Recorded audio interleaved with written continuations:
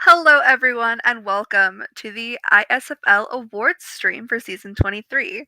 I am Bex, Commissioner of the International Simulation Football League, and I'm very excited to be with you and hosting this wonderful, wonderful stream with a lot of wonderful co-guests. So I will have them introduce themselves now for you. Hello, my name is CLG Rampage. I am an awards committee member, former awards committee head. I'm Soup. I'm GM of the Philadelphia Liberty. I am Greedy Sly, aka Sulfreni, GM of the London Royals. I'm Woker. I'm the GM of the Colorado Yeti, and I am the current DSFL Awards Committee head. And I'm JPAG. I click the button. Very good. That So big button. that's our crew for tonight, and we are very excited to present. We're going to start off with our DSFL awards, and then we will hop into our ISFL awards afterwards. So we will go ahead and jump in with Returner of the Year. Our nominees are Brock Bodenhamer, Lucas Gabbia, Benoit Blanco, Greedy Sly, and Danny King. All right, let me find the stats here because they're all out of order on the main sheet. So looking at the candidates here, Sly had the most yards out of any of them, at least in terms of kick returns, but his average is kind of mediocre. I'm right here. I know. I'm still roasting you. I was going to say worse things about you, so. Oh man, I thought we were waiting to say something. Oh yeah. Scabbia, he had around 800 yards on 28 kick returns, 37 punt returns for about 370 yards, and yeah, punt return touchdown. Who else is here? That really, I think it's between Scabbia and probably not even Brodenheimer. He's not even that good. Sorry, Brodenheimer, or Bodenhammer. He's probably the second guy. Yeah. 796 yards, 358 on punts, and a touchdown. Yeah, the only thing that's kind of touchdowns are a big deal. Yeah, the only thing that's kind of getting me off him is almost 40 kick returns and less yards than Sly. Yeah, well, I mean, you can't be as good as Sly. Let's be honest. Everyone can be as good as Sly. That's kind of the baseline. Or better. Anyone can cook. All right, let's go ahead and just see who is taking this award home then. And it's going to Lucas Gabbia, Returner of the Year. Yep. That's Looking excellent. Yeah. Excellent slide. Those votes looking like pretty clear winner there. Looking like Bodenhammer and Scabbia are the top two that kind of came out of this for voting. Yeah. Unsurprising. Not much to say about that one. Good. Alrighty, let's transition then into our wonderful Punters of the Year nominees. We have Datsun Fastballs, Juke Thomason, Melvin Murder Moose, Carmichael Hunt, and Blago Coco? Cocote. Yeah. I'm gonna jump in on this one because my guy Datsum in London, I think is just a clear cut favorite. 15 inside the 20. That's. I mean, in London, ahead. We punted a lot this season, and Datsum is a big reason we made the playoffs. So, one kicker of the year last year, and I'm very hopefully wins punter this year. Yeah, I think he's the clear standout in this group. Kakot would probably be runner-up, 3702 yards, and had 11 inside the 20. Yeah. Kakot had a good season, too. Yeah. I always personally look at the inside the 20 stat as a GM voting. I know a lot of people don't like that, but I really do. It is important, field position, as much as the sim can be a random bitch, field position is still important. If you're starting a drive from the 5, that's a lot more clock that you have to burn to get down the field. Well, people like to treat it as like a stat of circumstance. Where you're punting from determines where your punt ends up. But that's just always true, including in like real football. So I try not to think about stats of circumstance like that. What is this real football you speak of? I'm not familiar. I don't think we're going to have it this year, so I'll tell you about it next year. That's tragic. All right, let's just see who our punter of the year is going to be here, and it's going to be Datsun Fastballs. Let's go. I love the kicker's picture for the punter of the year. Yes, I do want to point out that this year, Amidships did all of the award renders for the DSFL stream. So if you're enjoying these renders and cuts, we have Amid to thank this year. He's a graphics wizard. He's beautiful. Great person. There are lots of graphic wizards in this league. I'm learning. You need a lot of them. Don't worry about that. Indeed. Okay. We'll move in now to Kicker of the Year. We have 3 nominees. We have Pseudo QB, Melvin Murder Moose, such a good name, and then Carmichael Hunt. Looking at again, I think it's pretty obvious here. It's going to Murder Moose. Highest field goal percentage or extra point percentage. It's not by much, only slightly above Hunt, but it's higher. And then field goal percentage, clear best again, slightly above Hunt, and she actually kicked more field goals and extra points. So this is pretty easy. Yeah, literally, if Hunt had more opportunities, probably has a chance at it. But Murder Moose is the favorite. Alrighty, let's see then. And it is indeed Melvin Murder Moose is your Kicker of the Year. Wow, that's a render. That is such a choice. Amidships, I love you. If you're watching this, thank you so much for this beauty. That's an interesting render for sure. I love every single thing about that. Yes. Alrighty. Let's move on here then to Defensive Back of the Year. Our nominees here are Joel Drake, Greedy Sly, LaShawn Paris Crooks, Rashad Hilliard, and Ray Jackson. All right, I'm going to get ahead of this before we get to it. Grady Sly doesn't deserve to be here. But the other 4 candidates all have great chances. LaShawn Paris Crooks had 75 tackles, 4 interceptions, 19 PDs. Joel Drake had a huge season, 62 tackles, 4 interceptions, 22 PDs. 22. Yeah. That's actually insane. It's super impressive. And Ray Jackson had 120 tackles, a forced fumble, 2 fumble recoveries, an interception, 3 PDs, and a blocked punt. He put in a ton of work this season, all over the field. Did he play nickel for you guys? Is that? I'm not sure what's going on there. I think we might have had him at nickel, but I can't confirm that because I don't do the depth charts. I just kind of talk. So. I totally understand. The most important part of GMing. It's my only skill. I work with my strengths. This one I think is interesting because Ray has more, I would say, counting stats, but I think Drake's season as like a pure secondary player is probably more impressive. A big splash. Hilliard can also compete. I mean, 7 ints. Is that more than anyone's had in the NSFL either? It might be. I would have to check that, but because I think like the top guys get like 5 or 6 ints, so 7 is pretty remarkable. Fair. All right, let's just jump in and see. And it's going to Joel Drake. Very close. Very close. One. Hilliard right on his tail. Yes. For those of you who are unfamiliar with how our voting system works, it's a ranked voting. You pick your top 1, 2, and 3, and then there are point totals associated with voting that way. So yeah, that is very close though. Yeah. Congratulations, Mr. Drake. All right. That'll bring us into Linebacker of the Year. We have 5 nominees here. We have Petra Sabor, Brack Tamislacher, Bush Light, Juan Domin, and Alejandro Chainbreaker. All right. So pulling up their stats here. Domin, is that number right? Yeah. That's 166 tackles. 3 CFLs. 166. Yep. 50 tackles ahead of the next guy in this category. Jesus. Yeah. He had some other splash stats. He had 2 interceptions, which is not the most, but second most. Pretty close. In the same game, 2 interceptions. Yeah, that's and pretty we still managed to lose, I'm pretty sure. So what you're telling me is you need multiple of him on defense. Yeah, we got a safety who's been holding us back. But Alejandro Chainbreaker had a big season too, 102 tackles, two tackles for loss, 4 fumbles, 2 recoveries, 6 sacks, 9 PDs. Yeah.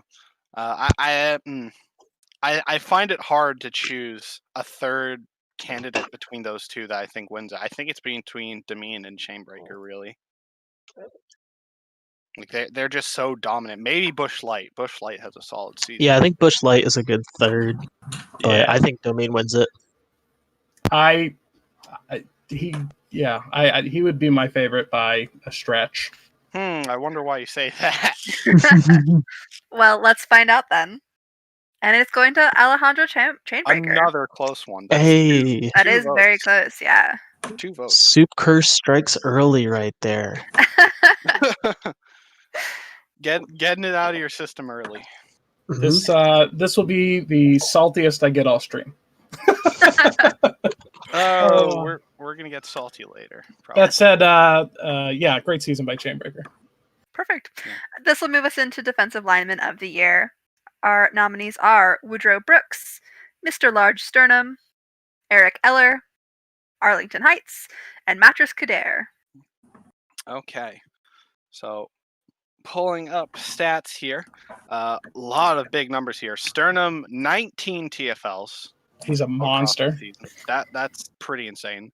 Arlington had 17 TFLs, 7 sacks, and a forced fumble and a fumble recovery. Eller, I unfortunately think he's kind of the odd man out here. No offense to him, but his big splash stat is 62 tackles, which is a lot for defensive. That's a ridiculous number of tackles for a defensive lineman. Yeah, that's pretty especially high. in a 14-game season. Yeah, that's a lot of tackles. I'm pretty sure that like 50 was the high for defensive linemen in the ISFL this year.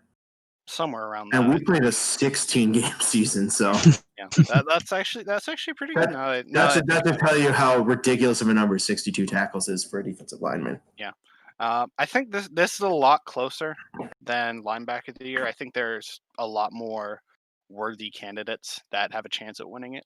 So I'm interested to see where it goes. Yeah, Heights, Sternum, and Brooks have 19, 18, and 17 tackles for losses, respectively. All three of those guys, I think, are in the conversation. Yeah. All right, my pick's gonna go out to Heights. He has the sacks and the tackles for losses, and also 7 more tackles on Brooks. And then against Sternum, he has a few less tackles for losses, but he makes up for that in sacks. So my vote is Heights. Yep. So Heights is taking second place. Good to know. Yup. Let's double check that. Let's see. Hey, I got For one. once, it pans out. Arlington Heights is your defensive lineman of the year. That moves Soup's average up to .002. That's a great render, by the way. Yeah, he's getting there. Beautiful. Hey, I'm What is 1 that for 2 render? in this one so far. I'm keeping track. Is that an offensive tackle? Is this render? That's definitely an offensive lineman because it's That's isn't that Ifedi? Isn't that his name? Jermaine Ifedi? It might be. The uniform Hold up. colors match. Let's not look up renders. That'll take too much. It's either way. We'll move into our actual offensive lineman of the year award The here. big boys on the air side Yes, of the ball. indeed. Our nominees are Icebox Riposte, Macaroni Elephant, Julio Jones, and Thad Pennington Jr. So congratulations, Julio, you win. This is There's probably the most literally- lopsided. No debate. There's Hey, I'm gonna literally pick It's none really debate. hard to argue with the numbers when there are 2 sets of stats that matter for these guys, and Julio Jones was Jones the has the best in most. both. Hey, I'm Yeah. gonna pick Julio Jones to make my average a bit higher. Nice. I think it's going to Riposte, guys. Just to put numbers to it, Jones had 60 pancakes and did not allow a single sack. Pennington also did not allow a sack, but had only 49 pancakes. Which is still a lot, to be fair. And the Short other 2 stack. both allowed sacks. Short stack is 3 pancakes, I believe. So that's 20 short stacks for Jones, if I'm doing my math No, right. that's Ooh, wait, where's our short stack math at? That's what I just did. 16 short stacks about. Yeah, but plus an all of extra. it.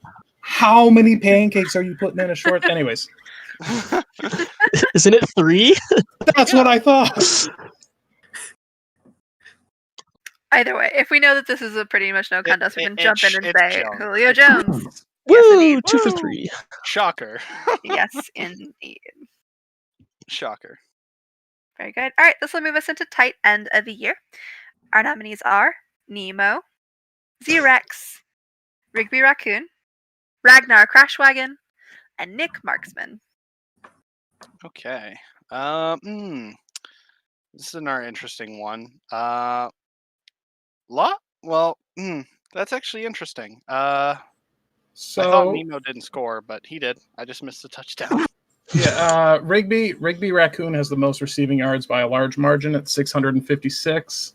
He's got 2 touchdowns, which is second among these guys. 17 pancakes. Pancakes, though. Yeah, so depending on how much you value that. Yeah, Crashwagon and Rex tied on touchdowns. Ragnar had significantly less yards than Rex, though.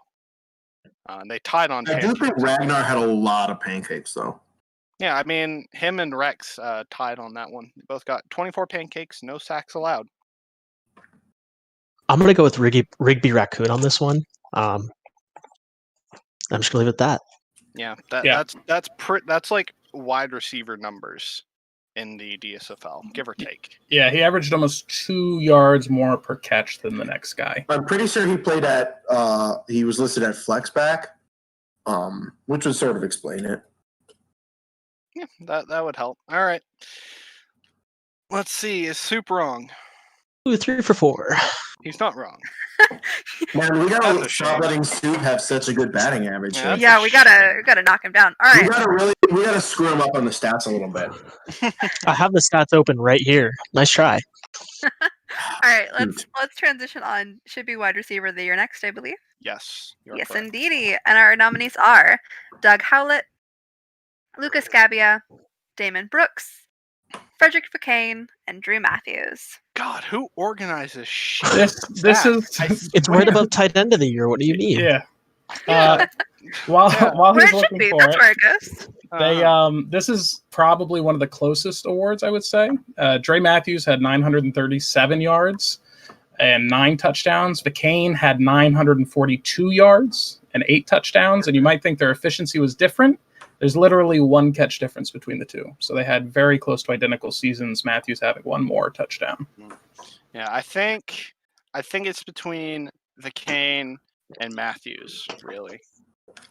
Seems there was like 3 more candidates who got very seriously considered for this list. So yeah, I was reading. It was a very tight award from top to bottom. Yeah, I was reading your discussions you were having about wide receivers, and that was probably the most intense one. That was actually the same thing we were having with like cornerback of the year in the NSFL. That one MVP Quarterback of the year. Well, but I mean, I'm not even kidding. We had like 9 candidates, and we had to cut it down to 5. All right, I think it's Dre Matthews. I think those 9 touchdowns helped put him over the edge. Yeah, agreed. Yeah. Let's find out. Woo! And it is indeed Dre Matthews, wide receiver of the year. So get it wrong. Come on. I'm only going to get 1 wrong, and that was the first one. That's weak. You can't break the Soup curse. It would be sad. I'm hustling you guys. Oh God, my luck. Hey, I know who this one is. Hey, that was a bit too fast. Yo, let's go. This will be running back of the year. Our nominees are Danny King, Zoe Watts, Crowbar Theeks, Zed Kepler, and Kevin Fagan. So, Oh, wow. there has been a media piece put out for Zoe Watts, who had a fantastic season, just shy of 5 yards per carry, 9 touchdowns. Crowbar Theeks had the most rushing yards at almost 1,600, which is insane. Crowbar Theeks was an absolute animal in an offense that had 2 excellent wide receivers and a solid quarterback. Yes, and he had over 1,700 total yards from scrimmage. That's actually like NSFL numbers. Crazy. Mm-hmm. And Rampage would know. King is the only one of these to average over 5 yards a carry, which is ridiculous. 11 touchdowns, which is tied for first between Fagan, King, and Theeks. Oh yeah. Yeah. Yes. I saw Watts. I saw 13 receptions on Watts and thought that was touchdowns. I thought I missed something, but I'm just blind. Not quite. And then, funnily enough, all of these guys had and gal had 1 receiving touchdown. So pretty even across there. I think it's between. I think it's between Theeks and King. Really? You sure? Yes. I mean, You gonna lock I that know one in? who it is. Who this one could We be. know who it is. But We come on. definitely didn't pick too Let's fast. pretend we didn't leak, okay? Yeah, We know who Uh, it is. But let's pretend a little bit. Come on. Congratulations, Danny King. And Woo! King. It Danny, was this between is King and Theeks, though. Yeah, this is well deserved. Danny split time in our backfield with Jacoby Batista as well, who also had a big season. So I'm glad to see I him think get the Jacoby recognition. Batista also made the initial list of considerations. That's but correct. Yeah. ultimately got cut. As you'll see in the next grouping, Colby Jack had a rough season. All Yeah, right. we don't talk about Colby Jack. Easy right. clicks now. Let's move on here to quarterback of the year. Our nominees are Colby Jack, Sam Howitzer, Suleiman Raza, Matthias Caliban, and Ben Roethlisberger. Let me see. Okay, so looking at it, Ramza had the best completion percentage by almost an entire percentage point over Slosselsberger. He had the most touchdowns, and he had the least amount of ints by a long shot. No one was even close. And he even had 2 rushing touchdowns on pretty top of it. evenly. So I think this is Ramza here. Yeah, 90.7 QBR with a 250 TPE quarterback is insane. Yeah. Um, Really? And a quarterback that's splitting time because we have Skywalker Yeah. in I was going to say, That is true. Ramza and Roethlisberger both actually ended up splitting time this season, but are probably also the 2 favorites for this award. Yeah. I really think it's between those 2, but Ramza is So, DSFL GMs, take note. I would So- say if you were gonna go big counting stats, Caliban's 2,300 passing yards is huge. Yeah, I'm gonna go with Ramza here, only because I know the guy personally. He was on Philly for the past couple seasons, and he just recently got signed by OCO. Great guy, definitely deserves this award. He is lovely, I agree. But let's find out. And it is going to Suleiman Raza. Congratulations, Bassoon. really efficient season for him. He didn't have massive yardage volume, but he scored well. I didn't know Ramza's render until now, and now I'm disappointed. Who is that? Is that Mariota? Marcus That's Mariota. Next. This will go to our Offensive Rookie of the Year award. Our nominees here are Crowbar Theeks, Zoe Watts, Matthias Caliban, Gunnar Thorbjornsson, and Sam Howitzer. Okay. I'm still glad you mispronounced Gunner's name instead of me, because I would get a ton of shit for it. Gunnar Also, can I just Thorbjornsson. correct you on Thorbjornsson? Matthias Caliban? Shush. It's Matthias, isn't it? Vowels aren't important. You think it's my name? Metavius? You think identity theft is a serious crime? Come on. Anyway, how these so guys do. both the quarterbacks had big seasons. They're pretty similar. Howitzer had fewer throwing yards, but fewer interceptions, so it kind of balances out. Theeks obviously had a massive season. We talked about that. Zoe Watts as well. I think the only guy we haven't mentioned thus far is Gunnar, who had 44 receptions, just shy of 600 yards, and a touchdown that he's very proud of. He was in the conversation for wide receiver of the year, but I think it's the fact that he only got one touchdown. Yeah, one that got him touchdown out of it. that kind of throws you out of contention, I think. Unfortunately. I believe in To Gunnar. be fair, when you have Colby Jack throwing to you, you're out of contention anyway. Oh. Don't shit talk my GM too much. Come on. Fly at me. I think it's Steeks here. Yeah. I'm gonna go He has Steeks. He has more touchdowns than the quarterbacks. I don't need to say much. I think it's Steeks. Yeah, I would He agree. also has like 100 more attempts at getting a touchdown than the quarterbacks. No. Oh, I'm sorry, wrong one. My bad, wrong stat. I will can't read. say, So. I will say Watts was more efficient. So for That's a true. rookie, I think that's pretty impressive to have that efficiency. Anyways, Let's find out. And it's going to Crowbar Theeks. Watts wasn't too far behind. Crowbar Theeks edging Zoe Watts is just about what I expected. Yeah. Couple first place votes like swing our way, and there you go. Alrighty. That'll move us into our defensive side of things here for our Defensive Rookie of the Year. Our 4 nominees here are Adam Schell, Petra Sabor, Joel Drake, and Arlington Heights. Some familiar names popping up here.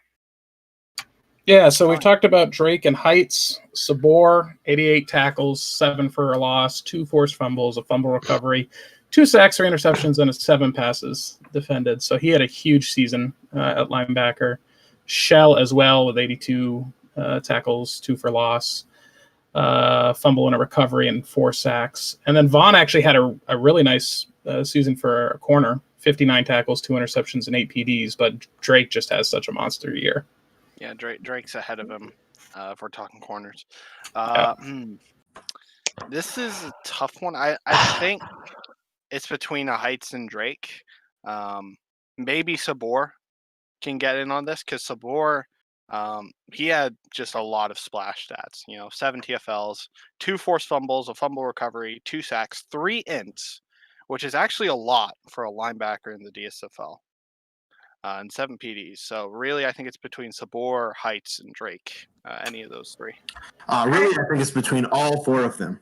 Perfect. Well, They're all let's I nominated. think I'm going to go with Joel Drake, go back with my Portland blood, and select him. all right. Let's find out. Woo! And it will be Joel Drake by Not a wrong. little Hey, bit. somebody stop soup. Somebody get him off the stream. No. All right. Let's transition now to our next one here, which would be our Offensive Performance of the Year. Our nominees here are Ben Roethlisberger in Week 11, Crowbar Theeks in Week 5, Danny King in Week 13, Colby Jack in Week 10, and Zoe Watts in Week 12. Who we got? So Colby Jack had a 157.6 QBR rating with with 2 touchdowns and a rushing touchdown, which is insane in the DSFL. 250 TPE. Yeah, I'm trying to think. Is the max QB rating 158.3 in the Yep. sim? 158.3, yeah. So yeah, 158.3. he's pretty much there. Like he's only a couple decimal points off. Colby Jack had a ridiculous passing game. I believe that Crowbar Theek's running game is just off the charts as well, though.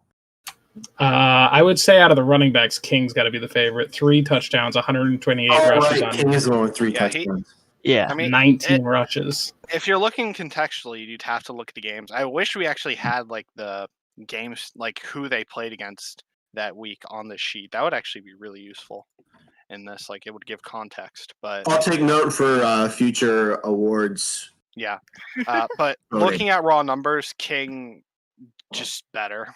That there's not much to say compared to Watts. Like Watts had a good game, but less rushes, more yards. Don't really have to say much. I'm going to pick Colby Jack here. That QBR is insane. Especially at this level. Especially down in the DSFL. So Yeah, I think that's fair. Alrighty, and the winner is Danny King in Week 13. Oh, Soup is wrong again. Good, we got soup to be. We're back on the good train. we're in the good timeline now. Alright, this will move us on to our Defensive Performances of the Year. We have nominated Samuel Saxon Sr. in Week 16, Juan Demeen in Week 2, Nerdy Name in Week 5, Alejandro Chainbreaker in Week 3, and Bane Kane. I did this last time too. Week 11. We know it. It's fine. Move on. Bane Ka'anana. There you Yeah, I don't like it. Ana. My brain Ana, can't do ana. it. My brain doesn't want to do the A's. Anyway, It's like banana, but with a K. I can't say that word. It's fine. go. Continue Banana. on. How did they do? What stats are we looking at here? Alrighty. Some pretty big ones here. Bane had a pretty insane game. 4 tackles, 4 PDs, 2 ins, which is pretty damn good. Chainbreaker, 12 tackles, 2 sacks, a forced fumble, and a fumble recovery. Demeen, 14 tackles, 2 PDs, 2 ints. Name had 11 tackles, a PD, and an int that he returned for a touchdown. And Saxon had 14 tackles with a TFL. Demeen having 10 more tackles and only 2 less PDs gives him the edge over Bane for me. I really like the touchdown. Something about the defensive touchdown always draws me in. So, Yeah, I defensive think touchdowns are Morgan great. Name is the dark horse candidate here, but Yeah, Saxon seemed like the odd one out. Unfortunately, as much as I hate to say that about my own players, he's just worse than Demean and arguably Chainbreaker in this one. So, but I think it's between really Demean and Bane. Maybe Chainbreaker and Name can kind of sneak in there. Well, let's find out here. Domain. I'm going with Domain. All right, Dang. it's going to Bane. Real By close, a though. point. Another point. Alejandro was also 4 points away. Like, he was really close. First, they took linebacker of the year. Now they take this. No, both were great games. So Bex, what's the first and last name of the person who won it? You know, I can't read suddenly. It's very strange. I do want to point out once again on these renders how consistent the uniforms across players and renders have been, and I think it's really beautiful. Actually all really nice, yeah. Yes, let's transition now to general managers of the year here. Okay, who voted for us? So, Voiceless, I love you, brother, but we sucked. We were not very good. That wasn't your fault. I didn't do a whole lot, but come on. We didn't vote for ourselves. I'll tell you that much. So give it to Job. Give it to Job. I'm sorry, give it to Joeb, because that's how you're supposed to say it. Yep. So you can see on screen some of the names of our general managers. For general managers, there's not actually nominations. All of them are available on the drop down. You can vote for whoever you want to. You just pick whoever you want. Who had the best stats, though? Well, Norfolk won the Ultimate, so I think technically they have the best stats to speak of. So I will slide in and say, really interesting way to see stats in the DSFL. I would say GM of the year is definitely, I think, in my opinion, goes to the guys who have helped develop their team the best and have really done some interesting things. I cared less about win-loss when I was voting for it. Just because win-loss in the DSFL is so volatile, Yeah. So my two favorites out of the five, and I love them all, but Kyle and Stagg have done an incredible job in Dallas as expansion GMs, and have just a great group there. And then Butters and Maddie in KCC, same thing. They've just built a culture and a community, which is awesome. I'm gonna go with Joeb and Blasoon. First off, both guys are in Philly, so I have that little Philly representation there. But also, they're just great guys in general. If you get to talk to them and speak to them, they're just phenomenal. Plus, they won the championship, and that tends to sway voting, even though I think that's not how you should vote for GM of the year. And we'll discuss this more when it comes to the ISFL GMs. But I'm going with Joeb and Blasoon. I think they've done beautifully. I think that Joeb and Blasoon are on the top of the list for me because of how they've transformed Norfolk in Blasoon in particular. I've talked to Blasoon a lot. He's great. He's great. They've done a lot of good, and I'm very proud. Anyway, who cares? Let's find out who's the actual winner so we can celebrate them. And it's going to Butters and Maddie in Kansas City. That's just as well deserved as any of the other options on this list. I mean, they had such a quick turnaround. They've done fantastic work. Yeah. I only just recently started speaking to Baddies and Butters. I didn't really know them before, probably a week ago, and they're both phenomenal. Maddie and I joke around a lot. Is a great dude. Yeah. I talk to him a lot in the management chat. He does a lot of good work. Indeed. All right, let's move on here then to Offensive Player of the Year. We have our nominees here: Doug Howlett, Danny King, Frederick Vacane, Suleiman Raza, and Crowbar Theeks. Okay. So we've talked about, I think, all of these guys before. So much Lucha. Except, I think Lucha's the best. That's why. Yeah. We've talked about all of these guys. True. Really, I think it's between Ramza and Theeks on this board. You can maybe make an argument for King. Probably those three. But yeah, any of those three, I think, are deserving of this award. Man, this is a tough one to pick. I'm going to pick Ramza just because I like Blasoon, so he gets that favoritism spread his way. Yes, they're both so close. Both deserve it. List to narrow down as well. I'm pretty sure Slothesberger was in contention for this list. You started with 10 players on this list. Yeah, it was a very long list, and it took a long time to get narrowed down. Yeah, perfect. That's what we had with our offensive player too. We had so many. Well, let's find out how the votes broke down for this one then. If it's pretty close, and it's going to Crowbar Theeks, Offensive It is. Player of the Year. Yeah, it is relatively close. They're all kind of within striking distance. Yeah, very very well deserved. All right. Yeah. Let's move on here to Defensive Player of the Year then. Our nominees here are Juan Domin, Bush Light, LaShawn Paris Crooks, Rashad Hilliard, and Alejandro Chainbreaker. These are some familiar names to be seeing right next to each other. Oh yeah, Ooh. very binary awards here Hmm. on Yeah. this one. All right, so quick round. Since we've talked about all of these people, who is it for you? I think Chainbreaker. I think it has to be Chainbreaker. Domain.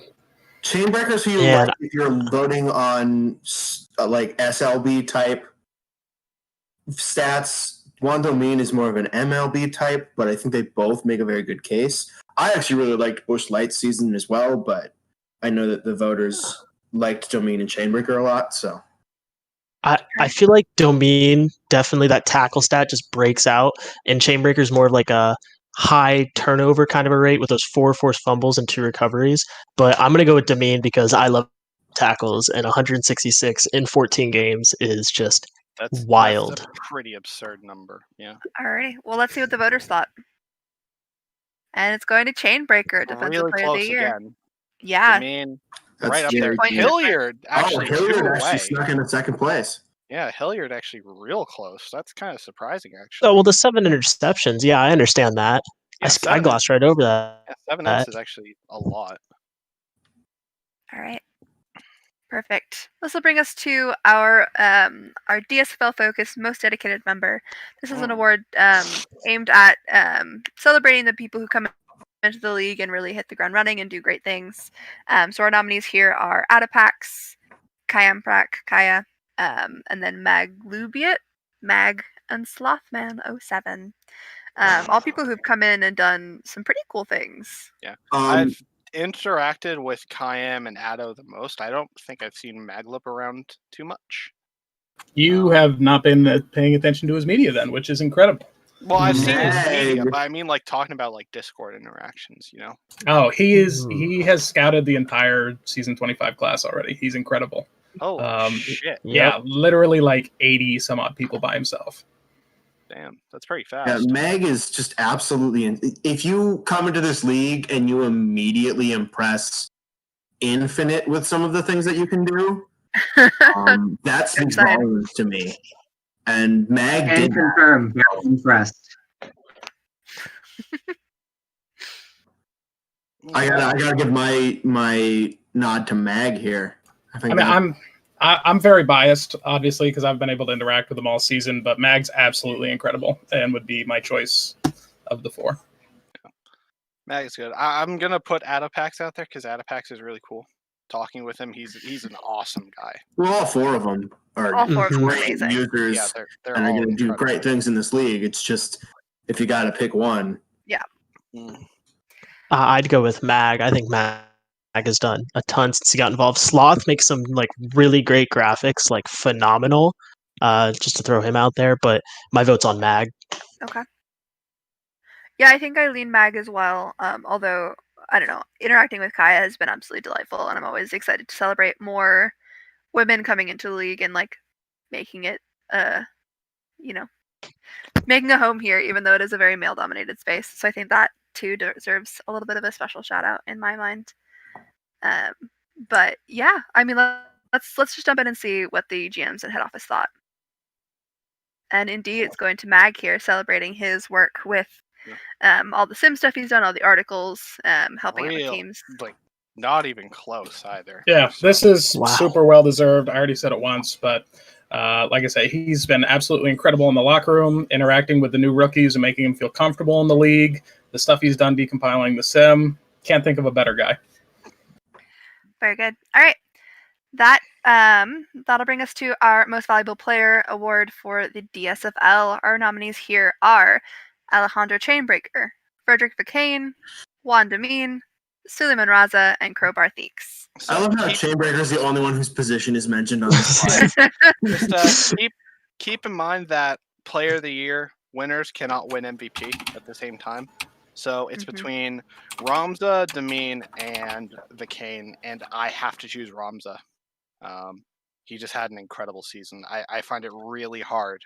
If it's going to go to someone who's not Ramza, I think it's going to go to Demine. Yeah, it's Which would be between him. Like, interesting. I would really enjoy seeing a defensive MVP again. yeah, I think the last Defensive one we MVP had was would be Casey nice. Dream. Yeah, that Ooh. was a It's long now time something ago. else. Casey Dream. Casey Dream. Oh god. Throwback. Corey Anyways, I'm gonna go with Ramza. back. Yeah, I think it's Ramza. It's award to lose. Yeah. Yeah. I support a Ramzo win here. Let's find out. And it is Suleiman Ramza is your DSFL MVP this year. Congratulations. Love you, Bassoon. Yeah, congrats.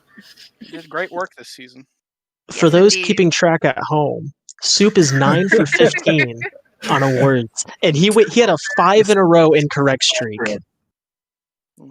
So he's at about 60%. So I should play quarterback.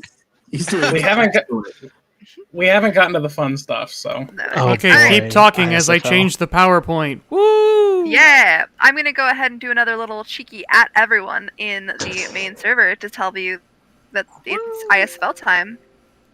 ISFL awards time.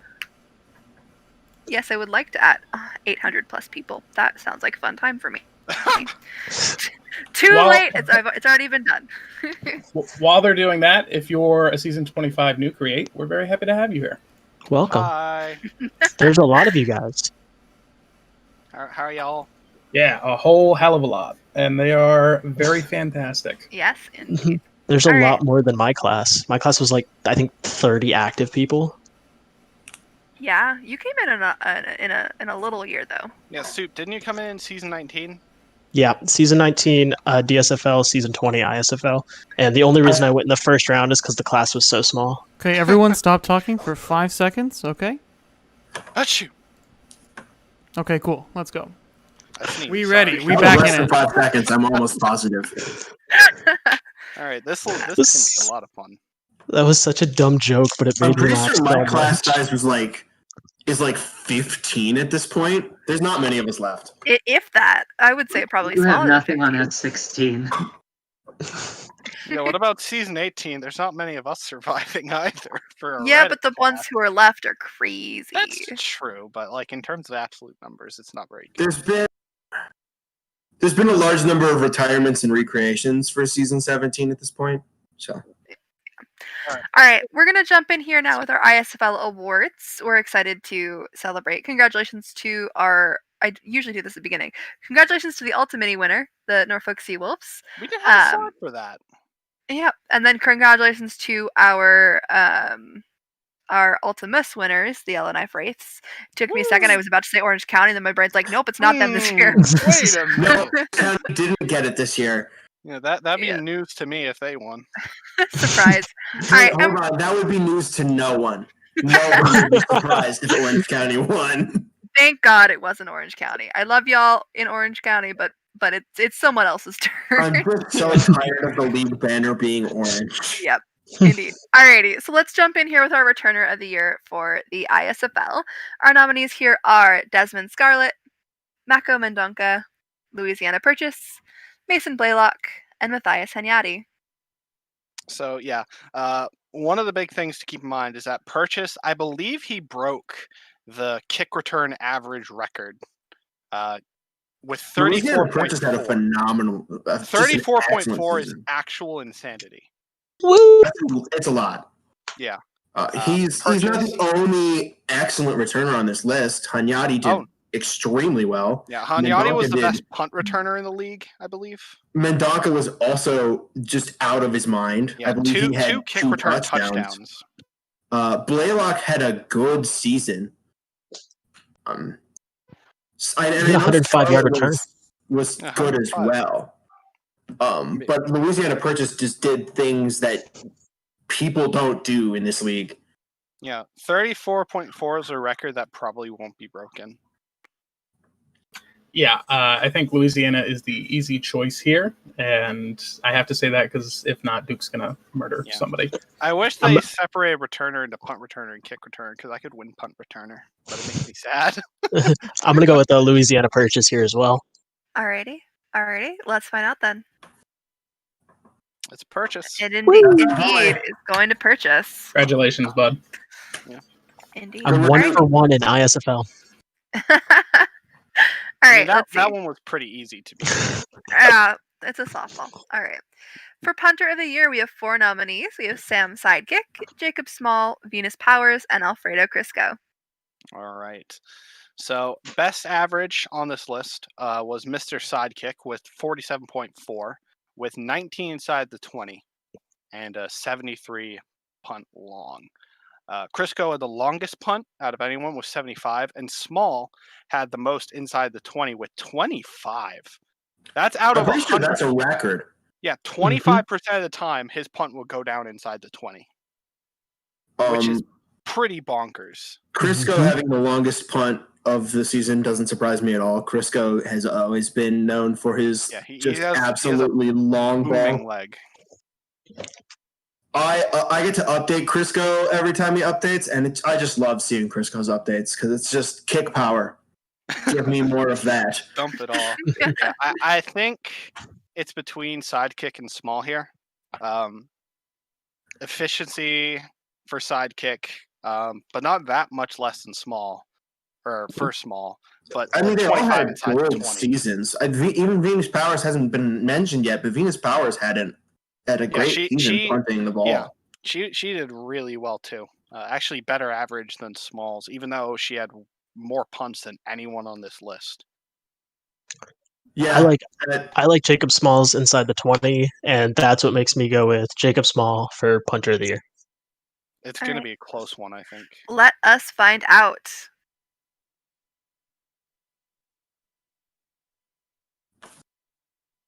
Do you guys not see that? No. What? Did you change? It was Sam Sidekick. Woo. Hooray!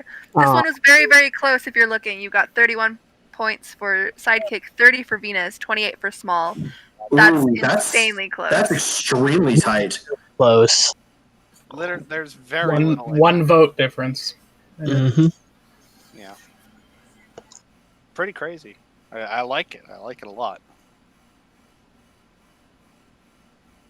All right, kicker time. All right, kickers. Kickers' lives matter. Let's see who is taking it this year. You saw that change? Yes. I just want to make sure. Okay, thanks. Our nominees are Dougie Smalls, Alex D, Matthew McDermott, Herbert Prohaska, and Silver Banana. Say his full name. No! I'll say refuse. Alex, das ist wirklich sein Nachname. I think. I'm like 80% of the way there. Technically Technically an illegal name, so fight me. It is. But didn't we change it because of Alex D? I don't remember, but it's illegal. It is the Alex D rule. It's the Alex D rule. Which, to be fair, he gets grandfather claused out of it. Wolfie did the same thing.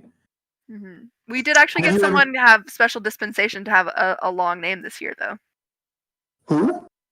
SD Corps, National Simulation Football League. All right, so stats-wise, Dougie Smalls was 38 for 39 on extra points and 34 for 36 from field goals with a long of 57, which is the longest on here. All these guys were kicking from outside the 50. Herbert Prohaska was 37 for 38 and 31 for 32 on field goals. Matthew McDermott was perfect on extra points, didn't miss a single one, and was 29 of 30 from field goals with a long of 52. Silver Banana was 36.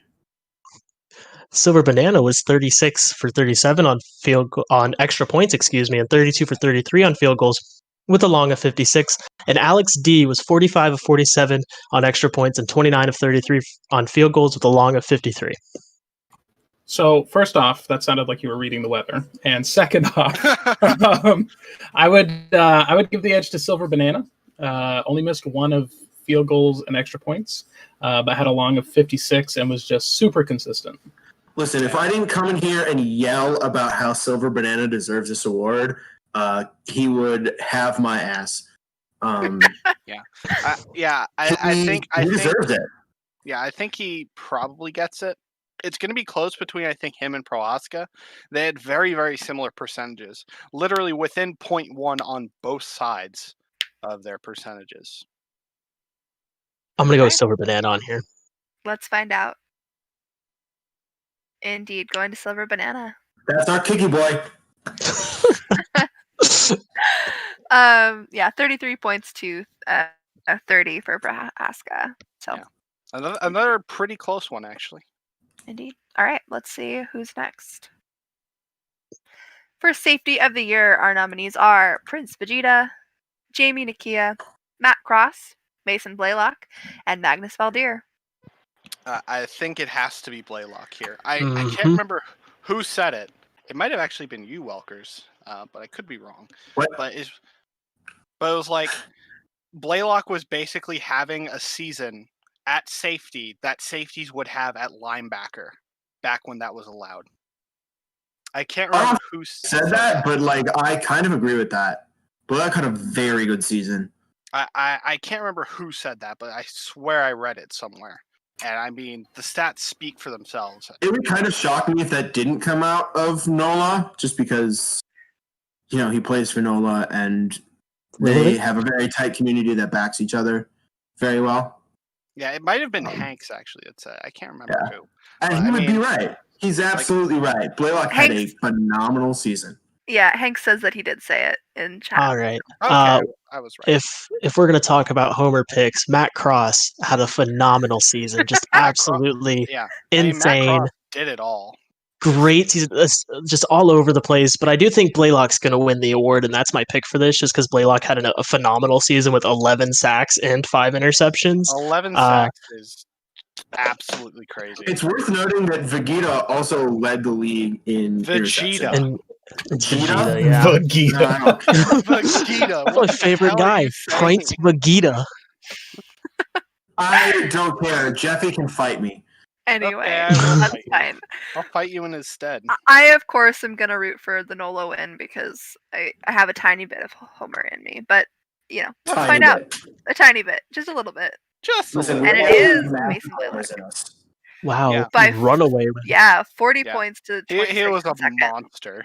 Yeah. Like that. Hey, like Prince looking at those Vegetable was numbers. second, for the record. Did you say Prince Vegetable? I absolutely did fight me. All right, that's perfect. Let's move in here now. Should be cornerback of the Oh year. boy. One of the contentious ones. So our nominees here are Corin Abernathy, Zamir Kayla, Brendan Booker, David Rector, and Dermot Lavelle Jr. Yeah, this was the hardest award to narrow down for us because we had like 11 candidates to start out. And at the end, we were trying to make it to 5, and there were like 2 different sets of candidates that could have made it in. They probably weren't going to win it, but were they going to make it in? It was a really tough decision. Like, this was probably the hardest award for the NSFL committee. So Dermot and Rector have almost identical seasons, 58 and 57 tackles respectively, 5 interceptions and 15 PDs. Waters, 60 tackles, 3 interceptions, and 24 PDs. Hashtag Waters for GM. I'm here for you, buddy. Corin, 49 tackles. Waters didn't make this list. Am I looking at the wrong thing? I have Jim Waters' stats right here. There's 6 guys on this one, and only 5 people. Made it because we gave 6, but Infinite put on 5 because we don't want. There's only 5 slots available in the template that we use, so there's no. You know what? Jim Waters, shout out Waters for GM. Totally not a paid sponsorship right here. Corin Abernathy. We're getting paid. 49 tackles. You're paying us. Anyway, continue. 5 interceptions. I would say it comes down to Samir to Corin or Brandon Booker.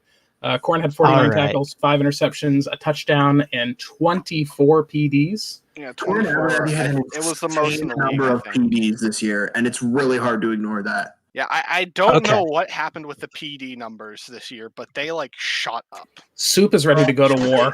Oh, I'm 100%. Okay, so So for those of you that are in the ISFL GM chat, you know that we had a conversation about this, and you taught me a lot about defense because I'm not a defensive mind, so I thank y'all for that. Corin Abernathy 100% deserves this award. He was definitely the best cornerback, and he's going to win it. 100% guarantee right here. But Booker had the better defensive season, in my opinion. Booker was all over the field, and part of that comes because we played him at Nickelback a little bit, but Nickelback. yeah, he was in there a little bit, but we switched between him and Matt Cross at Nickelback a lot. But Yep. Abernathy 100% wins this award. Love you, Laser. You're the best. Okay, well, let's just transition right to the win screen here on that impassioned speech. And it is going to Corin Abernathy. Congratulations, Laser. Yeah. Congratulations, Laser. That shouldn't be so hard to say. Congratulations, Laser. It's late. It's past my bedtime. It's fine. Yes, perfect. That's 8 p.m. Yes, it is. That's her bedtime. I don't actually sleep. Imagine having a bedtime. All right, this will bring us to linebacker of the year.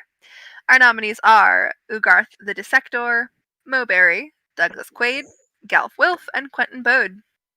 So I got to shout out Mo Berry, because if I don't, I will be on the trade block. 108 tackles, 2 forced fumbles, a fumble recovery, 14 sacks, an interception, and 18 PDs. But I think, and I hate to say it, this award has to go to Galf. Yo. That dude had a season. 118 tackles. Wolf had a Mo Berry season. Yeah. The season he had. Tackle for loss, a fumble recovery, 15 sacks, 3 interceptions, a touchdown, 12 PDs, and a safety. That is insane. Yeah. I'm going to shout out Quentin Bode just because he has the most tackles, and I love tackles. That's 154 tackles, but it's definitely Galf Wilf. Help you make the list.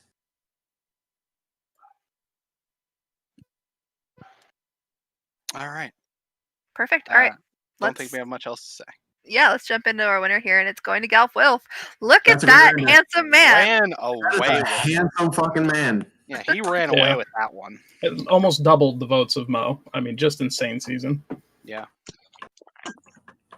Like I said, Galf Wilf had a Mo Berry in his prime season.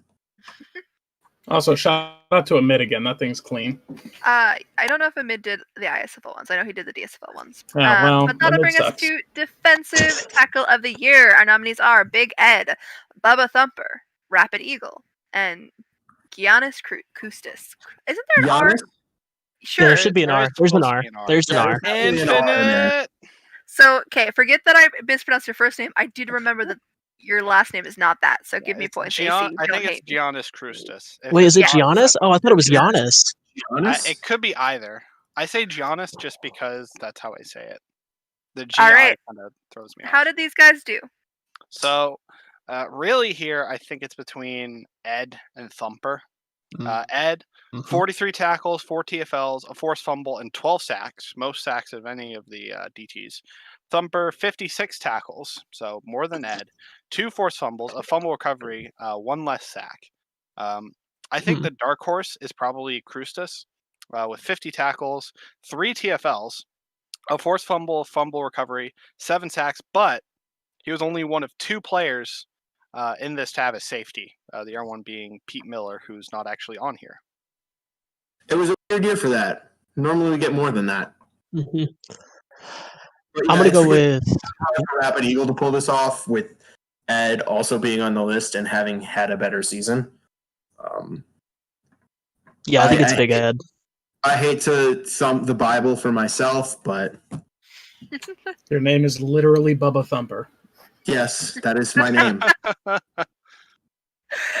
gotta root for myself. I think that it's going to be close between Thumper and Ed, but. Well, let's find out what the voters said. It's a tie. It's a tie. I'm counting that as a win. It's a tie. Both Ed and Thumper receiving 34 points. In the listen. I have no complaints tying Ed. Ed had a phenomenal season. We should make them fight to the death. Ridiculous. Yeah. No, they should cuddle and have. Can we do together. Thunderdome? No. Listen, Thunderdome. I'll cook and Ed can sleep, and that's the things that Bubba Thumper and Big Ed do. Cook and sleep. And I'm I looking love- for a Thunderdome post. Don't let me down. No. Let's get some fighting going. Come on. All right, let's keep going here. Thunderdome. We're going to go to defensive end of the year. Our nominees are Kyle Idlewild, Ben, Boo. Spike Suzuki, Emmanuel Blackstone, and Logan Noble Jr. Okay. So I'm- I think looking at these, Suzuki was insane. 24 TFLs. Mhm. Suzuki broke the tackle for loss record. Yeah, Oh, okay. 24. Wait. So I'm ready to talk on that. Suzuki, the record, and I know you're thinking, oh, it's 16 games. Records are going to be broken. Yeah, he tied the record in week 13, and he broke it in week 14. A record that was part of the 14-game season. So if we had a 14-game season, he would be the record holder, which is why Spike Suzuki, D end of the year, boom. Spike Suzuki had an excellent season breaking that record, but it's hard to ignore that Blackstone's numbers are just 3 off the fumble chart. recoveries. Yeah. 3. Yeah. Most defensive players I'm that not have making a homer pick, but Blackstone's season is just insane in terms of his numbers. Comparing the two, 21 more tackles for Blackstone, only 5 less tackles for loss, an extra fumble, an extra 2 recoveries, and 4 additional sacks. It's easy to ignore Blackstone's season when you play on the Liberty and Spike Suzuki's your guy. Boom. I mean, But no, that's fair. Blackstone had a great season. I'm just I joking, think- but I'm going to go with Suzuki here. Don't worry. Yeah. We understand. I think it's between Suzuki and It's going to Blackstone. come down to those two, basically. Yeah. I find it really hard to pick anyone else. Well, then I want to see who it is going to Emmanuel Blackstone by quite a bit here. Yeah. Well done. He did it all, you know. Like Suzuki broke the record, but Blackstone he did everything. I can't shout out Suzuki enough for breaking that record. That's an insane feat. Yeah. But it's another record that's probably going to stand for a while, even with the 16-game season, because that's like what 1.5 TFLs that's 1.5 per game. TFLs a game. Mhm. Bex, chat is asking who came in third. Yeah, Ben. Ben did. Ben, sorry, there's a lot of Bens in the league. Yeah, Ben. No, it's Ben. Offensive lineman of the I year. I know what they want. I'm reading chat too. I just refuse to give them what they want. Don't give it to him. This is the best award of the year. Offensive lineman of the year. Our nominees are Byron Dawes, Simon Tremblay, Douglas Quayle, Bruce Buckley, and Give Us a Fair Rub. So yeah, congratulations, Bruce Buckley. Mhm. Bruce Buckley, easy pick here. Yeah. Yeah. I think it's 84 yeah. pancakes. I'd No like to sacks give a allowed. shout out to Laszlo42, who Yeah, was Laszlo unfortunately missed the who requirements missed for being the active. IA cut for this, but had an incredible season. Yeah, he had Um, nearly 90 pancakes. He was He had closing in on 87 that. pancakes without a single sack allowed. Nice. He technically had better numbers than Buckley, but because he missed the IA cut, he doesn't make. It's really unfortunate, but you know, I appreciate Laszlo regardless. He's Yeah, I given just me wanted to lot give him of- a shout out because he deserved it.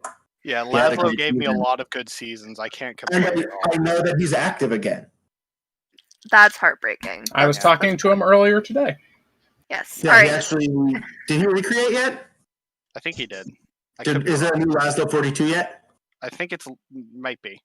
Let's just It's show them that it's Buckley. Come on, Yep, guys. Buckley is getting repped in the chat very hard by Jamar. So here we are, Bruce Buckley, our offensive lineman of the year. 42 Congrats. points in first place there with 31 for second for Give Us a Fair Rub. Yep. Indeed. This will move us on to tight end of the year. Our nominees are Avon Bloxdale Jr., Keith Evans, Austin McCormick, Leon McDavid, and Earl Sauce. Okay. This is a really hard award. I think I think it's McCormick though. Like 8 TDs from a pure tight end position. Like you might be thinking, where's like he played Jeffrey some wide Phillips? receiver, did he not? Did he? I believe he played as much wide receiver as you can, but maybe I'm wrong about that. He might have been close, but guys like Phillips, for example, they were basically like half flex, half TE. Yeah, like he Even didn't. so, like that's still pretty Um, good numbers. I just want to shout out McDavid here, who had a great season pancaking. 41. That's Mhm. actually kind of He insane. had like Uh, low-end offensive line numbers, pancaking. Yeah. Yeah, And he I'm gonna did it as a shout out. I'm gonna shout out Bloxdale. 730 yards, highest on this list, and highest average, 10.9. He had one more reception than McCormick. I'm gonna say that McCormick wins this award just because the 8 TDs really throw him over the edge. So that's my pick. It's hard to ignore those ATDs. And Really. McCormick will deserve it if he wins. Mhm. I just really like pancake numbers when I'm looking at it, and I know that we had McDavid high on our list in Colorado just because of those pancake numbers.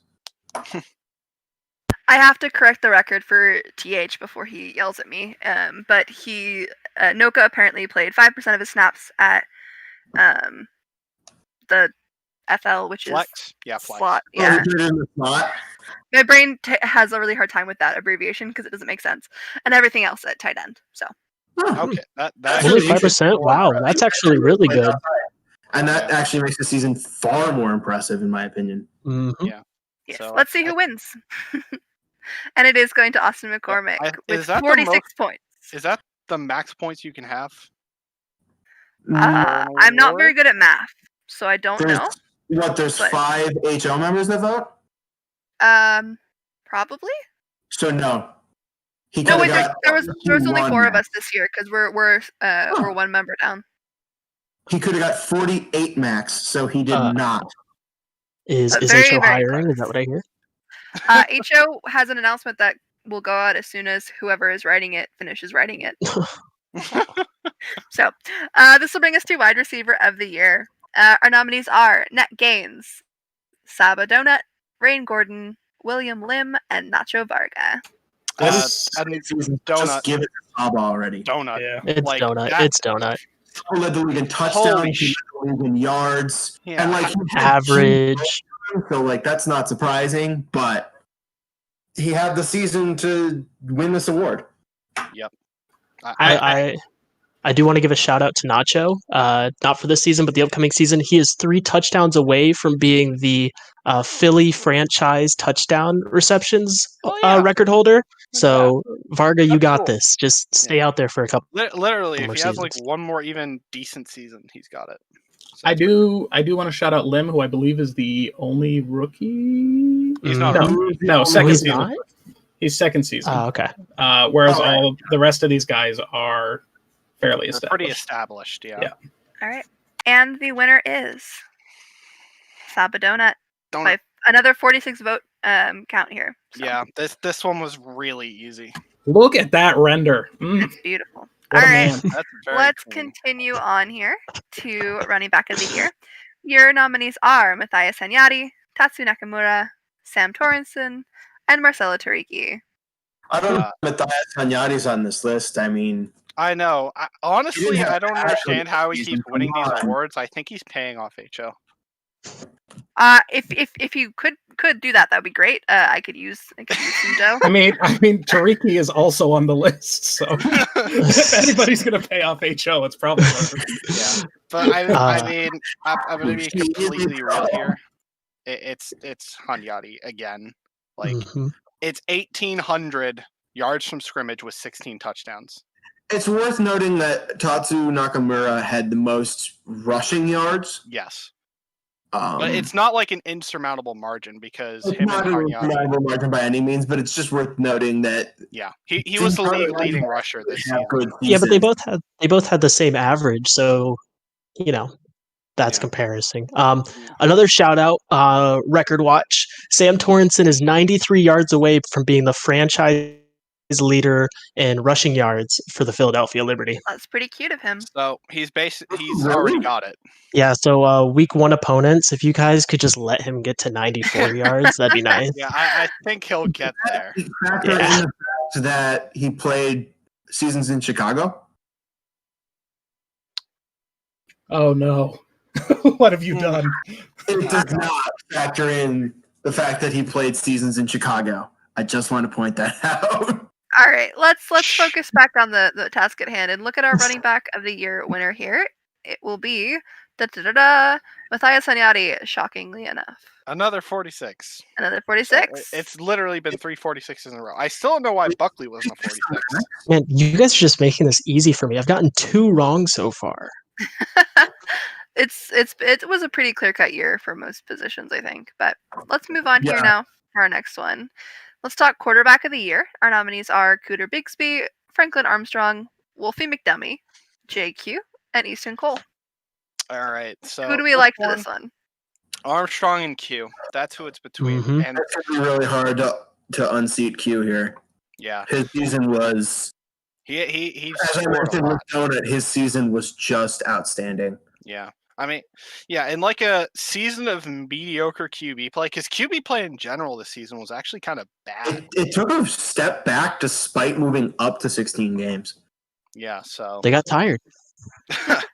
their arms got too tired. But yeah, I think it's between Armstrong and Q. It's like efficiency with Armstrong, really efficient passer, very few interceptions, and Q had the raw volume to back him up. So I think it's going to be pretty close between those two. I think it's going to go to Q. Shout out Cooter Bigsby. I know that his season wasn't like off the charts phenomenal. Yeah, but but he retired this season. TC's one of my favorite users. Pretty surefire Hall of Famer, I think. I'm pretty sure that he has a very good shot at the Hall of Fame. Yeah, 2 MVPs. He finally got a ring this season. Woo. He no longer has to get sacked by Bubba. Yeah. Also, Laxton is asking me to say that Laxton sucks. So Laxton is terrible. All right, let's see who our quarterback is here. I want to see, and it's going to JQ, receiving Not a 42. 46. Him and 42 Armstrong. votes. Like I said, Yeah. those two. Pretty close. Yeah. Hey, can I just take this opportunity to say, Bantam, stop pinging me. I regressed already. Keep pinging him. Regress more. Anyways, back to the awards. Yeah, regress harder. All right, offensive breakout player of the year here. Taking a look, we've got Ed Barker, Shika Fujiwara, Tatsu Nakamura, Thomas Passman, and William Lim up here for consideration. This has to be Lim. I think Lim. really the realistic competitors are Lim and Fujiwara. Lim improved 55 receptions, 900 yards, and 6 touchdowns. Yeah, Lim he went from our wide receiver 3, I believe, to our wide receiver 1.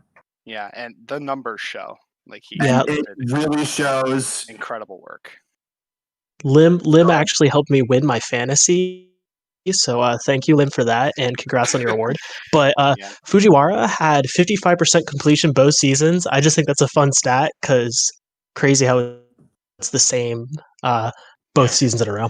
But the yardage, numbers otherwise jumped up quite a bit. Oh yeah. That's not a knock on him. I don't want to knock Chica for that. I just think it's cool. Yeah, up 2,000 yards, 9 touchdowns. Only 4 more ints though, so int ratio got way better.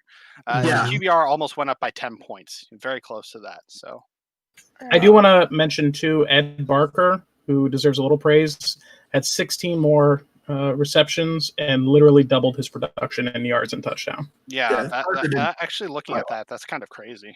Yeah, he had a huge season. Good. All right, let's see who it is then. And it's going to Lim. Mr. Lim.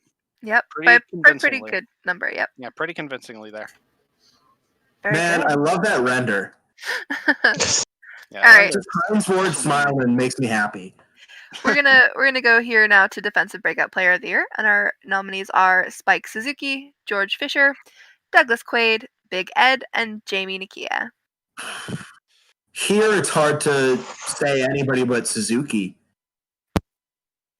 Yeah, I agree. Broke a record. To keep in mind here, Quaid though, like he got 12 more sacks compared to last season. 12. Oh yeah, it did well. Quaid had a gigantic jump. Suzuki as well. Really, I think those two are the best. Fisher also had an extra 10 sacks and 12 PEDs. I'll shout out my boy Ed because defensive line is hard. Yeah. Ed had 8 more sacks. That's pretty substantial spike, like 66% more sacks. Yeah, speaking of spikes, I think I'm going to go with Spike Suzuki here. Good transition. Good transition. Hashtag I'm Homer. I'm choosing Quaid. Respect that. Big Homer this time. All right, let's find out. And it's a tie It's here a tie. between Spike Wow. Suzuki and Douglas Quaid. There we go. Yeah. I mean, they both just, their production Mhm. was insane compared to last season. Like, they're So not even the same player. we have some awards people on here, right? So I know last year we had a few ties and it went to a tiebreaker. Did we do that this year or no? It goes to a tiebreaker for GM of the year. It goes to a tiebreaker for MDM. Okay, Those thank you. weren't tiebreakers. Those weren't tiebreakers. They were Those to were reduce runoffs. the number to 5. Yeah. That's it. Oh, okay. Hey, bye. Ah, gotcha. Infinite disappears. Thank you, Great Ghost from Beyond. Let's move on here to our offensive rookie of the year. Our nominees here are James Angler, Nick Kuiper-Collin, Jamar Laxon, George O'Donnell, Boo. and Douglas Quayle. Why is Laxon on here? Get him off. He's terrible. You're terrible. I like says Laxon. He's you. cool. But all I right, think which Laxon is great, but he's still bad. anyway, tell me how these guys did this year. Who All is right. our favorite? So, this is actually a tough one. Mhm. I love O'Donnell. He tried his best, but more instant touchdowns. So that's kind of rough. Jamar Laxon, as much as we're saying he sucks, Jamar Laxon had an incredible season. Yeah, Mhm. he was third in rushing in the league, with 7 touchdowns. He didn't do much in the air. That's kind of a common thing with a bunch of rookie NSFL running backs. Just because you have like 50 hands, you literally cannot catch anything.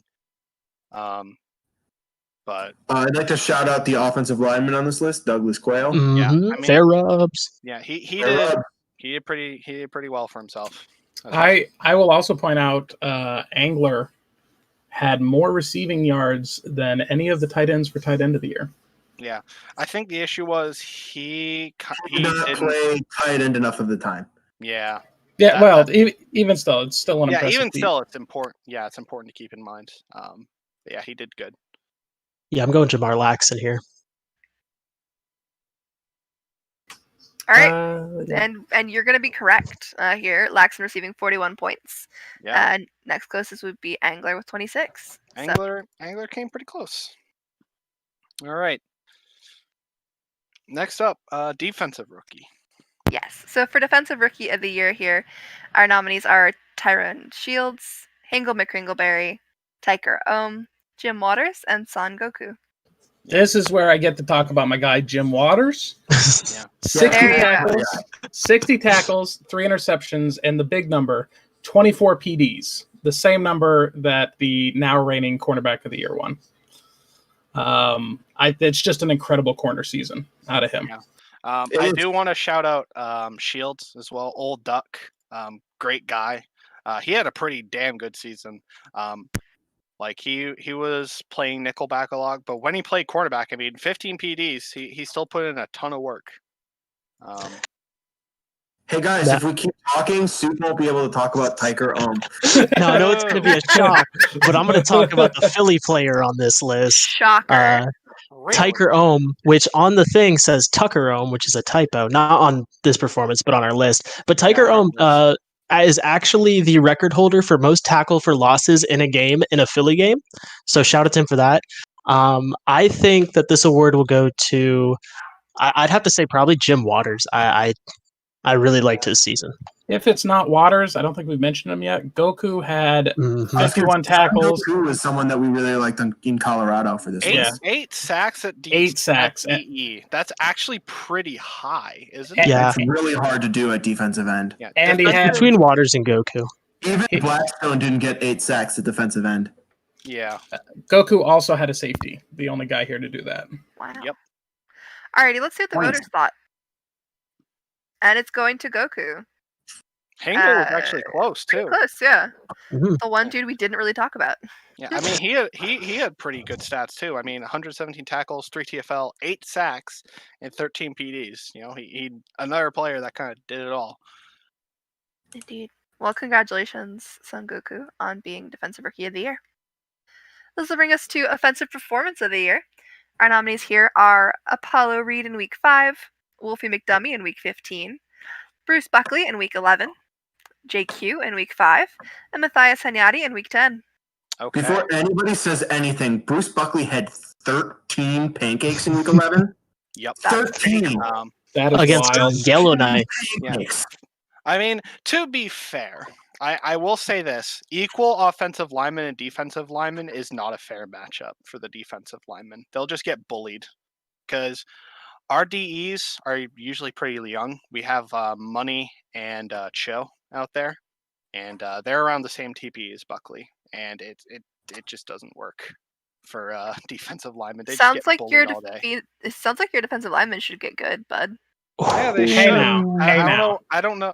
Don't bully them like that, okay? Money and Cho are great. Problem. Don't they have like a ring or something? Yeah, Like, didn't they do. win one? Sounds fake. Yeah. Anyway, talk to me about these actual offensive performances. Hanyati, Bruce Buckley Hanyati, gave 13 pancakes. Hanyati's probably the front runner. He had 4 touchdowns in Week 10, And 3 on the ground, 1 in the air. 100 and I was about to say 180 total yards of offense, but it's 170, give or take. Yeah. Shout out Wolfie, throwing it up 50 times in Week 15. Yeah. Yeah, Wolfie sucks. I came. Yeah, didn't you guys win that game? Wolfie is the only Colorado player that we won't be homers for. Yeah. Yeah, he was slinging it. JQ also did well Week 5. He had 4 touchdowns as well. And Reed against Sarasota had 160 yards and 3 touchdowns purely on the ground, nothing in the air. Okay. Yeah, but Yeah, I think that's it a goes, tough one. I'm gonna go with Hanyati. 13 pancakes in Week 11. Let's remember that. Hanyati. Yes. Hanyati. Okay. All right, and it is going to Hanyati. 41 points for him.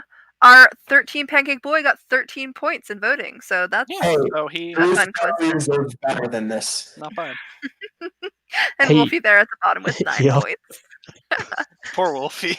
Indeed. All right, this will bring us to Defensive Performance of the Year. Our nominations here are Brandon Booker in Week 12, Prince Vegeta in Week 15, Hamish McAndrew in Week 2, Mason Blaylock in Week 14, and Jim Waters in Week 12. So again, I get to talk about my guy Waters. In Week 12, 4 tackles, 4 PDs, 3 interceptions, and I believe set the record for most interception return yards. He did. Mhm. He did. Yeah, that's my guy. That's pretty good. Remind everybody that Prince Vegetable's on this list again. Yeah, I mean he did it all this game. He had 4 tackles, a sack, 2 PDs, 2 ints, and returned one of them for a touchdown. So really, I think it's between Waters and Vegeta. All right. Well, I'm going to talk about Booker then, because he had 6 tackles, 2 pass deflections, 2 interceptions, and a touchdown. He went off this game. And then no. Booker does get a little bit of a slap on points here, though, because his touchdown was like right near the end of the game. But it definitely helped us win a big one against Colorado. That helped us be able to get into the playoffs. So, and Maury's just a great guy. Even if you did get smacked by them, it's okay. We still love you. Smacked by them. It was a really close game. It was one of the best games of the year. Yeah, you still love Anyways, yeah, we did lose.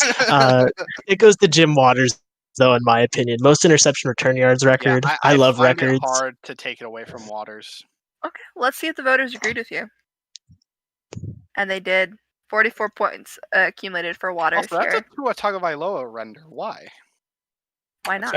Strange render for a CB. He was a He was quarterback. when he started. He was really. I didn't know that. Cool. Indeed, indeed. Alrighty, let's move on here to General Managers of the Year. Looking like the ones that got votes here that we're highlighting are JK and Moody out of Austin, Muford and Bailey out of Chicago, Hall Monitor and Soup out of Philly, and then Shady and Fly out of Yellowknife. Yeah, Before Soup gets a chance, I want to talk about Hall Monitor and Soup. Okay. We shouldn't be on here. Nope. Absolutely 100% they had my vote. to see them finally bring the Philly team back to the playoffs after such a long drought, they had my vote the whole way. I think any of these GM combos is honestly, perfectly a good choice, but Hall Monitor and Soup were always, as soon as they made the playoffs, they were the choice for me. I think Chicago in particular deserves mention because I think Buford and Bailey have been doing an incredible job. Like, they're completely turning the team around, and I love it. I don't like seeing Chicago being memed. Like, it's not funny, but they've done Buford and amazing Bailey, things. like, So they're- I have like, it's I have actual insane. notes for this one because I was ready for this one. I don't Ooh. think my name should be up there for GM of the year. I inherited a great team from Tubby Tim, the previous GM. So if we win it, I'm going to put an asterisk next to that because I really didn't do much for this team. It should go to him. I think Yellowknife's going to win it because they won the championship, right? And that tends to sway votes. I don't think they should win it. I think it should go to a team that's not even on here.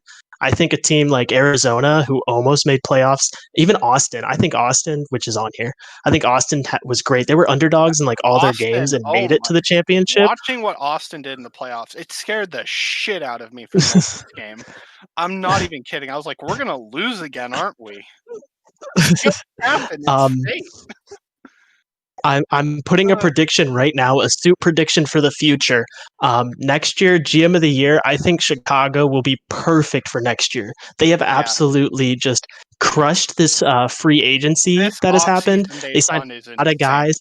They have turned Chicago into, like someone said in here, the joke of the league that people were making fun of, into Chicago starting to become a real threat. They're actually scary maybe, now. Yeah, I don't think they're gonna have I don't think they're going to make the playoffs next year, but I definitely think they should be in conversation for GM of the year next year, just because of everything they've done in this offseason to prepare themselves, not just for one season at a time, but for like prolonged success. Yeah. Alrighty. I agree. I think that's, I'm excited to see what the next season brings. I think the next couple of seasons in the league are going to be really fascinating with how people go about keeping their teams in the best possible shape that they can be. What that's an allusion to, you can guess. But let's go ahead and see who our general managers of the year are. And indeed, it is going to Shady Shoelace and Fly Eagles Fly 29 of Yellowknife, receiving 9 votes of the total. Yeah, I mean, I can't express enough how much these two guys deserve it. Yeah, I mean, for how much heartbreak we've had to deal with over the past couple of seasons, what they've managed to do with this team, like in the background, they just do so much work, and I'm very thankful that I was able to play with them for so long. Shady is one of the guys who really convinced me that I wanted to be a GM in this league, and I can't show enough love for him. Shady's a great guy. Fly is also phenomenal. Working under him as an updater has been excellent, and working across the aisle from him as a GM has been just phenomenal as well. Indeed, both excellent dudes, and it's definitely well deserved. So, congratulations to them. This will bring us into our next award here, which should be Offensive Player of the Year. Yep. This one's an interesting one, and we'll talk about it in a bit. But yes, so our nominees here are Matthias Sanyati, Franklin Armstrong, Forrest Gump, JQ, and Saba Donut. Yeah, we actually missed Gump in our initial working because he didn't make running back of the year or wide receiver of the year, so we kind of missed him initially. But someone brought him up, and looking at his numbers, he was a major miss on this list for us initially. Okay. Just to put numbers to that, 931 yards on the ground, 4 touchdowns, 730 yards through the air with 6 touchdowns, and he had 16 pancakes. Yeah. Did he play flex a little bit? He played, I think, running back and wide receiver, but neither enough to win the award or be nominated. Yep. Okay. If we wait long enough, he'll tell us in chat. That's true. That is also very fair. He did a lot of work. Everyone else on this list we've already talked about. Donut, wide receiver of the year. Hanyadi, running back of the year. Q and Armstrong both competed for quarterback of the year. So, yeah. Really tough group here, I think. I think it's Gump. I feel like 1,600 scrimmage yards is crazy. Yeah, that's pretty high. Okay. Well, it's going to JQ here. Yeah. Seeing that render again. Are What was the vote? Yeah, So we're gonna There's talk not a about. vote count for reasons. There's not a vote count for reasons that we'll get to. So congratulations to Q for this one. This will move us on to Defensive Player of the Year. Our nominees are Galf Wilf, Mo Berry, Corinne Abernathy, Mason Blaylock, and then Prince Vegeta. We've talked about all of these everyone guys. on this list. Yes, everyone on this Okay. list is mentioned. I do want to say something. I think that Corin Abernathy should not be on this list, and it should instead be Brandon Booker. I think Abernathy had a great year as a corner, just not an overall great defensive year. And I think Booker had the better overall defensive year, so I think he should have slid in here. But Yeah, me and that's- Laser had that Guys, we discussion already. We gotta So. stop giving Soup time to talk about the Philly players. Yeah, I mean, it is fair though. Like there was a lot of That's fair. competition for Defensive Player of the Year as well. Offensive Player of the Year was much easier compared to Defensive. I think Player. it's worth noting that we're missing defensive linemen on this list, and it makes me sad every single year. Yeah, I think let's it's just get better. I think it's between Wilf and Blaylock. Both had incredible seasons at their Yeah. position. I find it hard And- to choose anyone outside of those two. I think Yeah, it's. I'm gonna go I with think I give Wilf. Blaylock. I think I give Blaylock the edge. Shout out to my man Mo Berry for making this list once again. No, he sucks. Nah, He's Mo had an Berry's mean. He absolutely bullied me on incredible Twitter. career. Mo Berry should be a first ballot Hall of Famer.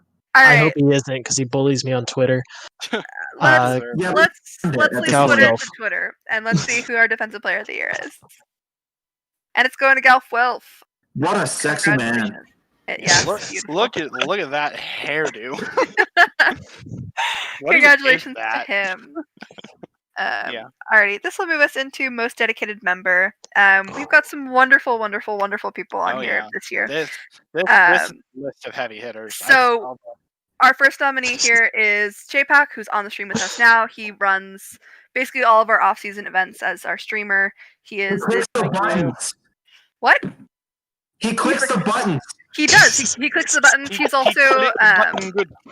he runs Sim Team with me, aka he's been doing way more work for Sim Team than I do, and I love Clicks him the for it. buttons, yeah, too. Yes, he's a rookie mentor. He has He been helping clicks so many buttons. the charity stream. He's done so much prep work for everything. He ran Pro Bowl last season with Hall and HO, and like he's amazing and wonderful. We also have Bear, who is our ISFL streamer, so he does all the streams for the majors. He does a lot of great production work. Like the Mhm. production It's of the streams is so much nicer. It's beautiful. so He's done a lot. He's also been a head office intern for us this last season and has done phenomenal work with them. I've really enjoyed getting to hear his perspective through that.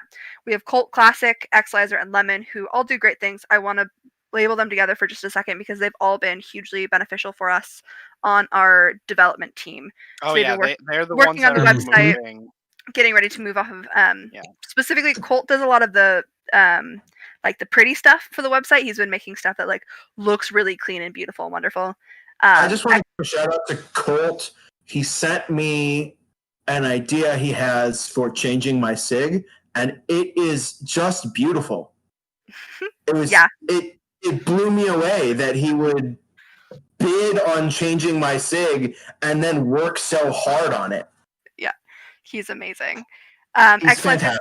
yeah, Xlizer specifically has been doing all the stuff with the JSync migration, so getting ready to move off of JSync onto a better forum platform. Not ship forum. Woo! Yeah, he's been a phenomenal member of head office. I've loved working with him. I made him do regression this year, so he's been doing great with that, even though regression is like the worst task you can get in head office. And then Lemon has also been doing tons of work on the dev stuff. He's been one of our big organizers with Xe. They've been working together on that highly. He's also our DSFL simmer, does tons of work with that. And he's the one who builds us fun little tools. So he built us the new DC collection that we use for depth charts. The tracker that's not broken. So yeah, he fixes the tracker. He helps us get everything together tech wise. Like all of these guys are phenomenal, and I needed to go on a little rant because I love them all so much. And no matter who wins, they all like.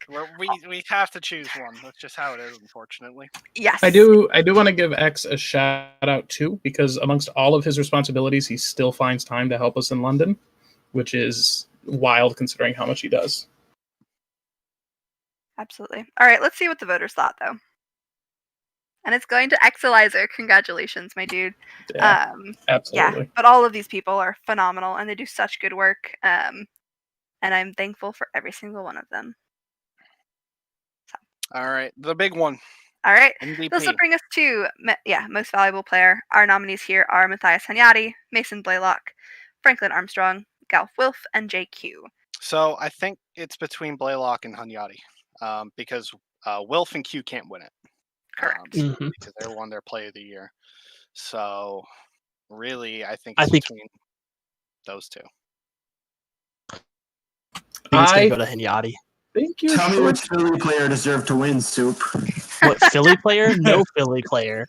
We had no guys really stand out at MVP. We worked together as a collective unit, but this is definitely Hanyati's award. I want to make sure we don't short sell the season Franklin Armstrong had. Yeah, because he had he a was by solid far season. He was really good. By Very far efficient. the most efficient quarterback in the league and made the playoffs. So I think he's definitely deserving of consideration. Yeah. I mean, those are the only three that can win it. So, you know how it is. All right. Let's see then. Let's how these votes shook out. And it's going to Matthias Hanyati with 30 points.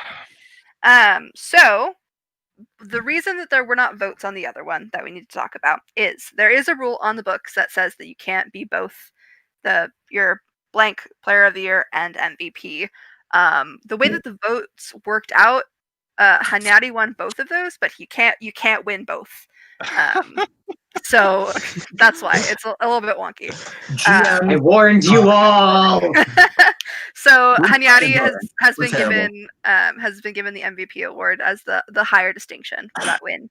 And then Q obviously won Offensive Player of the Year. So that's what the vote thing was, because it would have been weird to have him have more votes but also still losing. So that's what that is. So congratulations, Hanyati, on another fantastic season and being our lauded MVP this year.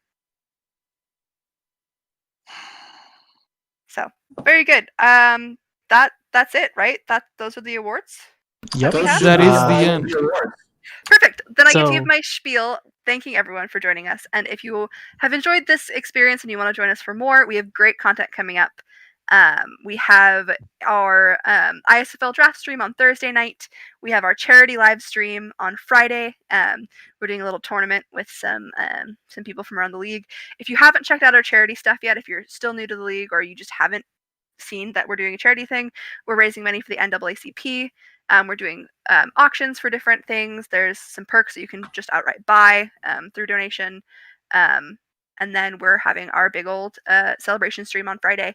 I would really encourage you to check that out. All the information is on the forum. If you need help, DM me on Discord. I can get you a link. We can get you set up over there as well. And then next week, we have our Prospect Bowl, as well as the DSFL draft on August 6th, as well as tomorrow is USA versus World specialty match put together by Thor. Sunday, we're doing Pro Bowl on Madden this year with CLG, which is going to be super exciting. Yeah, and we're just really gearing up for a really exciting, really busy offseason with lots to do and lots to keep you occupied. So if you have liked hanging out with us, there's plenty more for you to do. So you can check the schedule. That is a thing that exists. I know that's not everyone knows about the schedule, but we can find that on the forums pretty easily. It's bookmarked on every single page. So any parting words from you guys now that I've given my little ramble? I would like to quietly curse Amidships for bidding $50 on Sylph's one shot immediately, not even giving me a chance. I was so mad when I was like, oh, I'm going to go bid on that. And then I saw it was $50 already, and I was sad. I'll point out, too, Amidships is actively looking for people to fight over it. So have fun with that. $50 immediately. Yes. But yeah, all the charity stuff is really awesome. So I encourage everybody. There's a ton of stuff there. Take a look at it. Indeed. Alrighty. I'm gonna give the results of the soup guessing in the DSFL 9 for 15. because we waited a little bit to start that.